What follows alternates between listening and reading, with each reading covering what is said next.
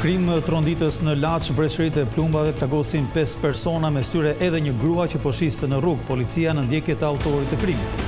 Rama takon banorët e Gjirokastrës dhe ironizon kontratën $6 milion të PD-s në SBA. Berisha në Peqin dhe Gramsh premton t'i jap fund varfërisë.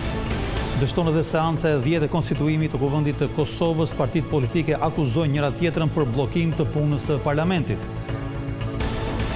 Kesi thye në rregulla dhe përjashtohet nga ferma VIP. Publiku zgjedh Big Maman si fermeren më të preferuar, ndërsa Gai zgjat mandatin e saj deri ditën e hënë.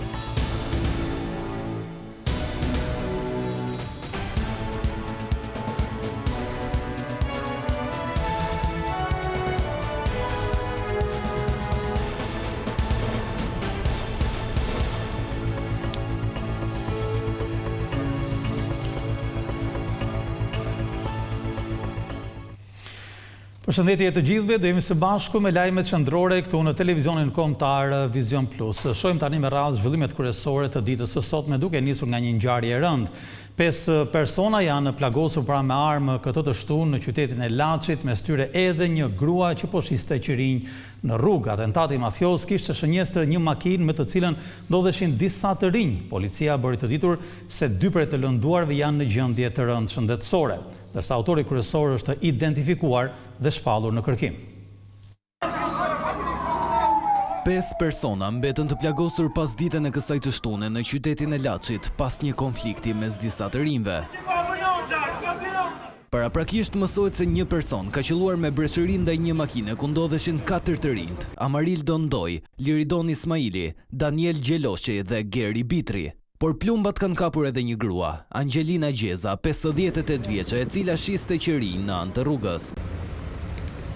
Ngjarja ndodhi rreth orës 13:30 në afërsi të kishës së Laçit. Policia ka arritur të identifikojë autorin dhe po punohet për arrestimin e tij, ndërsa në vend ngjarje është gjetur edhe një pistolet.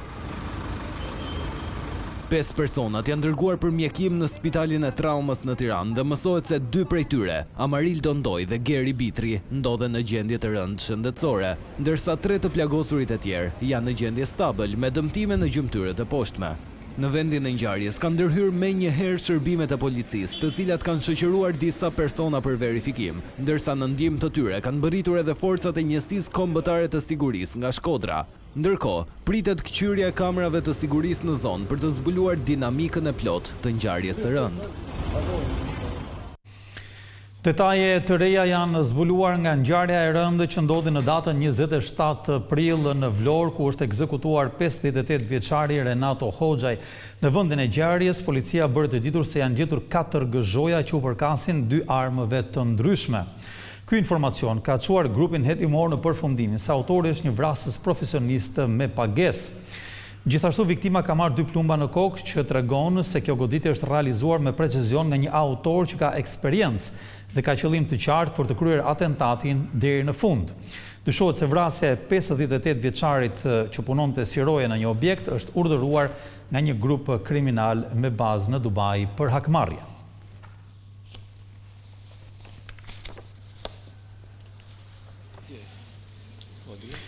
Shtetësi amerikan Brandon Saporito është shprehur i penduar për vrasjen e gruas së tij në Shkodër një ditë më parë. Ai sqaroi në polici se debati me bashkëshorten lindi për shkak të ofendimeve, ndërkohë që ai vetë ishte i dehur. I tronditur nga krimi që bëri, 57 vjeçari amerikan Brandon Saporito është shprehur i penduar për vrasjen e gruas së tij. Ngjarja që tronditi qytetin e Shkodrës mesditën e së premtes fshet debatet e forta që çifti i turistëve kishte prej kohësh. Në dëshminë e tij, autori i dyshuar ka thënë se ishte në gjendje të dehur dhe situata është rënduar pas debatit dhe ofendimeve që gruaja e tij, 54 vjeçare Sandra Saporito, kishte nisur ndaj tij. I rënduar nga pija, autori ka sqaruar se ka marrë thikën, duke goditur disa herë bashkëshorten dhe duke lënë të vdekur në vend. Sipas tij, ai është penduar menjëherë dhe ka tentuar të jap fund jetës duke prerë damaret. Pas ngjarjes, ai u shoqërua me pranga në duar në polici. Në profilet e tyre në rrjetet sociale, çifti amerikan kishte postuar foto menjëherë pas mbërritjes në Shqipëri me datën 27 mars. Ata kanë vizituar disa qytete si Tiranën, Himaren dhe së fundmi Shkodrën, ku ishin vendosur në një banesë në afërsitë të lagjes historike Gjuadol.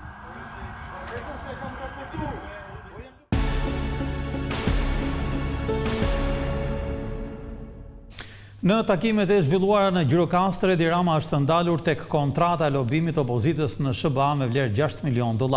Sipas tij është e habitshme se si Partia Demokratike siguroi një shumë kaq të madhe parash. Isha shumë kurioz. Lideri socialist Edi Rama në turin e tij të radhës ishte në qarkun e Gjirokastrës. Në fjalën para banorëve, Rama komentoi sërish kontratën e lobimit të Partisë Demokratike. Aritmetika ka hyrë në një situatë të panjohur për të, sepse në Shqipëri është bërë interpretueshme dhe aritmetika. 77-42, ne habiteshim dhe qeshnim se dhe po s'kishim parë gjë akoma, se u bë 77-6 milion tani.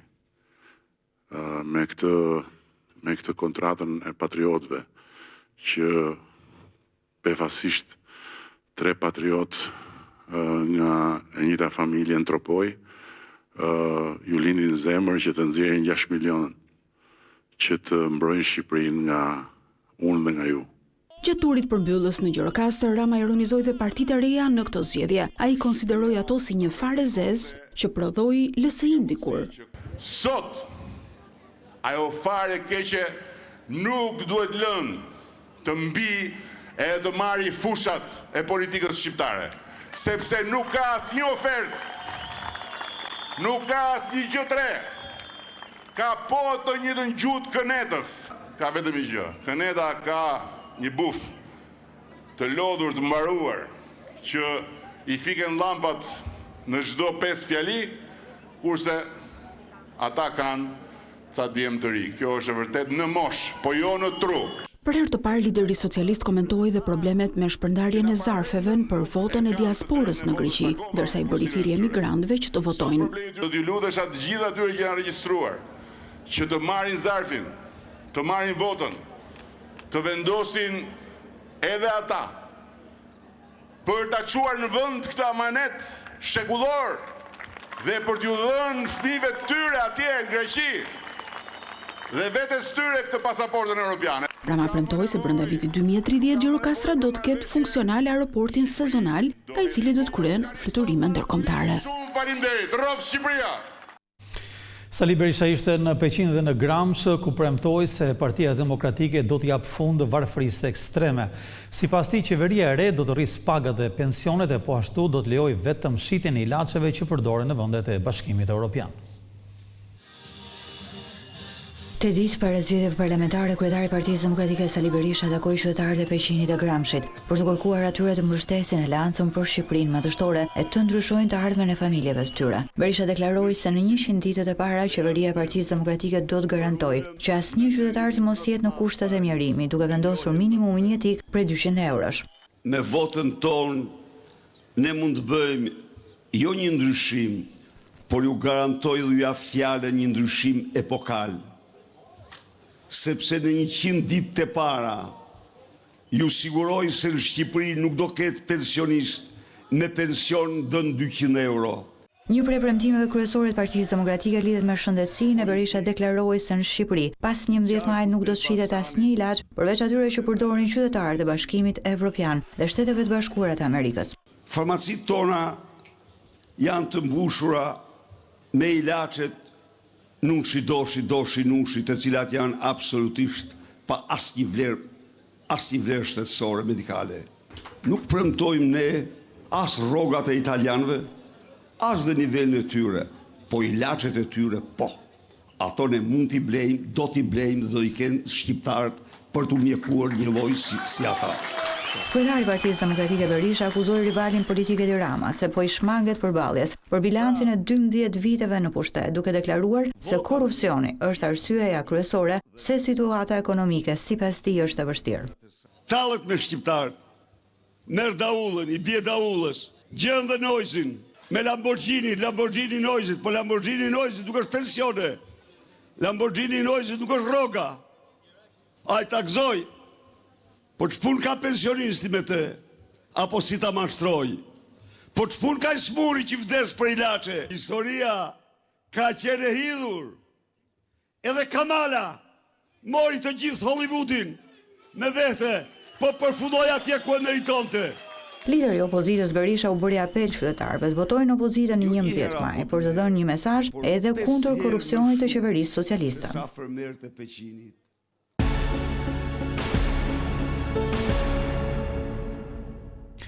Personi që po shikoni në foto është Jorgo Kumaraku, i cili është shpallur në kërkim nga policia e Sarandës, i dyshuar si autori një grabitje me armë në qytetin Bregdetar. 48 vjeçari sipas policisë ka vjedhur 60.000 lekë në dyqan në kërcënimin e fikës, madje ai ka lënduar në dorë edhe shitsen e dyqanit dhe më pas ka tentuar që të kryejë edhe marrëdhënie seksuale me dhunë. Pavarësisht se kishte vendosur një maskë në fytyrë, policia arriti ta identifikojë autorin përmes kamerave të sigurisë dyqanit. Jorgo Kumaraku është një emër i njohur për policinë, pasi më parë ka qenë arrestuar për vjedhje me dhunë të një gruaje në një bankë, si dhe për grabitje në hotele dhe në 3 kazino.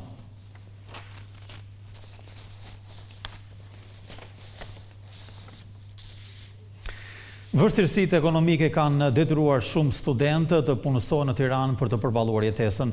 Drejtuesit e fakulteteve thonë se angazhimi i tyre jashtë shkollës ndikon negativisht në jetën akademike. Ndërkohë që shumica e studentëve janë të punësuar, koordinimi mes shkollës dhe punës mbetet një betejë e vështirë. Disa prej tyre ndjehen të pamotivuar, ndërsa jo pak ndjehen në udhkryq mes nevojës për të mbijetuar ekonomikisht dhe dëshirës për të punësuar në profilin për të cilin janë shkolluar. Neve na kërkohen patjetër ndonjë vit eksperiencë, por siç ju thash, nëse ne nuk mbarojmë diplomën, ne nuk e marrim dot këtë eksperiencë, kështu që është pak punë e komplikuar. Dhe ne zakonisht ngecim kur vjen puna te kjo çështje. Dhe shokët dhe shoqet e mia të cilat punojnë nuk punojnë në profesionin e tyre, punojnë për shembull si shitse ose kamariere të tjera. Nëse ne nuk marrim diplomën, ne nuk futemi dot në pozicionin që ne duam. Për mua ka qenë goxha vështirë që të filloj punë, edhe njëkohësisht të merrem edhe me mësimet, kështu që jam munduar të fokusohem vetëm tek mësimet dhe shikoj dhe studentët të tjerë që kanë goxha vështirë që edhe punojnë, edhe mësojnë. Unë kam provuar që të punësohem, por e kam has prapë këtë vështirësinë që jo se mësimet, jo se nuk dua të bie nga mësimet, sepse jam një studente goxha e mirë. Këtë realitet e konfirmojnë edhe përfaqësues të Fakultetit të Historisë dhe Filologjisë, si dhe të Fakultetit të Gjuhëve të Huaja, sipas të cilëve shumica dërmuese e studentëve janë të angazhuar në punë. Është një praktik sot e njohur, Fakulteti i Historisë dhe i Filologjisë bën maksimumin që të koordinojë mësimdhënien dhe ta themi leksionet edhe seminaret pa i dëmtuar dhe pa i penguar studentët që ata të mund edhe të garantojnë në një mënyrë ose në një tjetër jetën e tyre dhe të integrohen kështu në tregun e punës. Ky fakt sipas tyre ndikon drejt për drejt në cilësinë e rezultateve akademike. Studenti duhet të ketë një pjesë të caktuar orëve ku duhet të përpunësimin e tij, pra nuk duhet të ketë 8 orë dhe më tepër se 8 orë, sepse gjithsesi kjo ndikon në ecurinë e tij akademike. Ajo që vëmë re është që shpeshherë studentët tanë vinë shumë të lodhur, duke punuar me orare shumë të zgjatura dhe nuk japin rendimentin e duhur në studimet e tyre. Pedagogët theksojnë se studimet janë një hallkë thelbësore për formimin profesional të të rinjve. Në këtë kontekst kërkohet edhe mirëkuptimi nga punëdhënësit për të ofruar orare të reduktuara ose fleksibël. Një ngjarje e rëndë ndodhi pas ditën e kësaj të shtunë në zonën e njohur si Qafë Burrel, ku një masiv minerali ka zënë poshtë një fat me të cilën po punonte një i ri. Ky i fundit, ndërsa po bënte gërryre në një rezervuari, është përballur me shembjen e masivit të dheut që e ka zënë poshtë bashkë me mjetin e punës. Në vendin e ngjarjes mbërritën menjëherë forcat e policisë si dhe 10 banorë të zonës, të cilët ende po kërkojnë përgjetjen e të riut.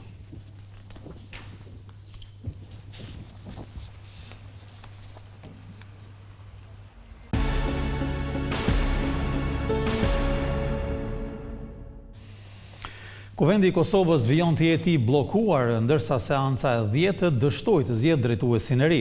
Shumica dhe opozita akuzuan edhe një herë njëra tjetrën për krizën politike, e cila mund ta çojë vendin drejt zgjedhjeve të reja. Ka përfunduar pas sukses edhe përpjekja e 10 deputetëve për konstituimin e Kuvendit të Kosovës duke thelluar më tej ngërçin institucional në vend. Ligjvënësit refuzuan sërish formimin e një komisioni për votim të fshehtë të propozuar nga Partia e Parë Vetvendosje për të zgjedhur kryetarin e ri. Seanca e radhës do të mbahet të hënën. Deputetja nga radhët e lëvizjes Vetvendosje, Donika Gërvalla, pas dështimit të seancës, akuzoi partitë e tjera për bllokim të qëllimshëm të procesit. Të gjitha këto janë finte të cilat duan të çojnë në blerje të kohës për të arritur diçka të cilën opozita duhet na tregojë tani. A është kjo diçka përpjekja për të krijuar një qeveri të partive opozitare së bashku me listën serbe? A është që pazaret mes tyre ende nuk kanë sjellë rezultat? Apo dëshirojnë ta çojnë vendin në zgjedhje të reja. Ne nuk I synojmë zgjedhjet e reja, por edhe nuk ju shmangemi atyre nëse mbeten mënyra e vetme. Ndërkaq kryetari I Partisë Demokratike të Kosovës, Memli Krasniqi, tha se Vetvendosje po tenton të mbajë pushtetin me çdo kusht. As herën e parë, as herën e 10, as herën e 100 nuk ka lënë Albulena Haxhiu, sepse nuk e meriton ky kuvend ta ketë në krye një figurë të tillë. Ne, pavarësisht sjelljeve të tyre, qëllimet dhe interesat e qytetarëve I kemi prioritet. Andaj, I ftojmë që ta ndrojnë kandidatin, që të vinë e të sjellin një propozim I cili vërtet mund të jetë rrugdalje. Deputetja e Lidhjes Demokratike të Kosovës, Hykmete Bajrami, përsëriti qëndrimin se ndryshimi I mënyrës së votimit është jo kushtetues. Seanca konstituitive ka nisur që prej 15 prillit dhe deri më tani deputetët kanë kaluar vetëm 2 pika: raportin e komisionit të përkohshëm për verifikimin e mandateve dhe atë të betimit të deputetëve. Procesi ka ngecur tek pika e 3, që është zgjedhja e kryeparlamentarit, e cila kërkon të paktën 61 vota.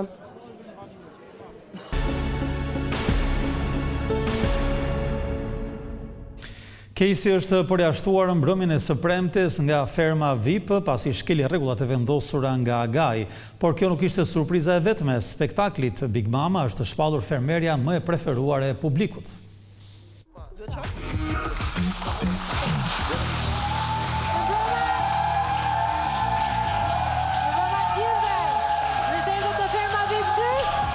Mbrëmja e 10 e spektaklit Ferma VIP 2, transmetuar në ekranin e Vision Plus, solli një rrjedhë emocionesh të forta, vendimesh të papritura dhe surprizash të paparashikuara për publikun dhe fermerët. Moderatorja Luana Vjollca hapi mbrëmjen me 2 zarfe të njëpasnjëshëm, ku përmbajtja e tyre shkaktoi jo pak trazira në lojë. Një përjashtim I papritur befasoi fermerët. Duke marrë parasysh shkeljen në mënyrë flagrante dhe me vetdije të plotë të direktiva të produksionit, Agaj ka vendosur. Kejsi përjashtohet menjëherë nga ferma VIP, që humbur përfundimisht statusin fermere. Kejsi u largua nga ferma VIP pasi theu rregullat e spektaklit, duke braktisur shtëpinë e fakirit për t'u bashkuar fermerëve të tjerë në festimet e 1 majit, pavarësisht urdhrave të Agajit. Ky vendim I prerë u mor për të dhënë një shembull për pjesëmarrësit e tjerë, asnjë shkelje nuk do të kalojë pa pasoja. Mes tensionet nuk munguan edhe lajmet e mira. Big Mama, e cila këtë javë mbajti me dinjitet rolin e kryefermeres, me urdhër të Agajit do të mbajë këtë post deri të hënën. Big Mama. Ndërkohë, Big Mama, përveç mandatit të zgjatur, rezultoi edhe fermerja e preferuar e publikut, duke I dhënë kështu edhe imunitetin. Bashkë me të, Limi dhe Ester nuk do të jenë pjesë e nominimit pas suksesit në sfidën e qypave. Ndërsa disa nga fermerët gëzojnë privilegje, të tjerë u përballen me sfida dhe vendime të vështira. Big Basta, Andrea dhe Nur u larguan nga shtëpia e fakirit me urdhër të Agajit, por me njëherë më pas u vendos që ata të shkojnë në televotim bashkë me Albën, e cila u dënua në spektaklin e së hënës së kaluar, po ashtu për shkelje të rregullave. Cili prej fermerëve ka qëndruar më shumë te fakiri? Tensioni kulmoi pas sfidës fizike dhe inteligjente. Ron, Elinara dhe Ylli ju shtuan listës së të nominuarve. Humbja e Ronit ndaj Frederikut nuk ndikoi vetëm tek ai, por edhe tek 2 bashkëlojtarët e tij duke I çuar në nominim. Kështu televotimi I kësaj jave bëhet më I fortë se kurrë. Alba, Nur, Big Basta, Andrea, Roni, Elinara dhe Ylli janë 7 emrat që publiku do të duhet të zgjedhë për të qëndruar apo për të lënë garën. Një moment prekës përjetoi edhe Ylli, I cili pas letrës së marrë të hënën nga ish-partnerja, këtë herë u telefonua nga daja e tij Dukagjini. Edhe të gjithë jemi krenar me tyje. nuk e ki idenë se sa... Ai shpreh mbështetjen dhe krenarinë e familjes, duke e inkurajuar të vazhdojë rrugëtimin në ferm. Një mbrëmje e ngarkuar me emocione, surpriza dhe kthesa të forta që mbajti shikuesit të mbërthyer para ekranit. Për të mos humbur asnjë moment nga ferma VIP 2, mos harroni të ndiqni zhvillimet 24 orë në 7 ditë të javës në 2 kanalet e platformës Strings dhe në përmbledhjen ditore në orën 17 në ekranin e Vision Plus. Mos harroni! Faleminderit të gjithëve, ju duam natë mirë, shihemi!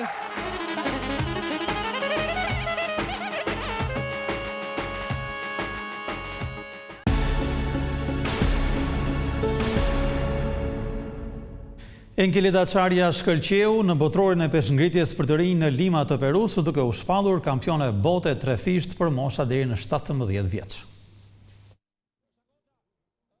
Enkelida Çarja bëri histori në peshngritje duke u shpallur kampione bote trefisht për moshat deri në 17 vjeç.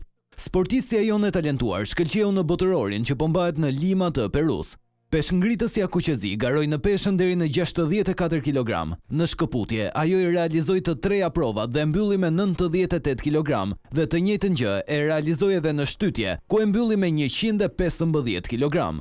Në të dyja disiplinat, Çarja mori medalje, ashtu sikurse doli e para në 2 garësh me 213 kg. Peshngritësja Kuqezi jo vetëm u shpall kampione trefisht e botës për U17-ën, por vendosi edhe 3 rekorde të reja europiane për U17-ën e po ashtu me 98 kg në shkëputje, fitoi medalje bronzi në botëror për moshat U20. Ky është pa diskutim një rezultat i madh për shtangën shqiptare, por sidomos për veten Enkelida Çarjen dhe trajnerin e saj Eglantina Kalemi, me të cilën sportistja dhe trajnerja garojnë nën siglën e klubit të Teutës në vendin tonë. Dhe këtu kemi përfunduar me lajmet tona qendrore. Faleminderit dhe miru takofshim.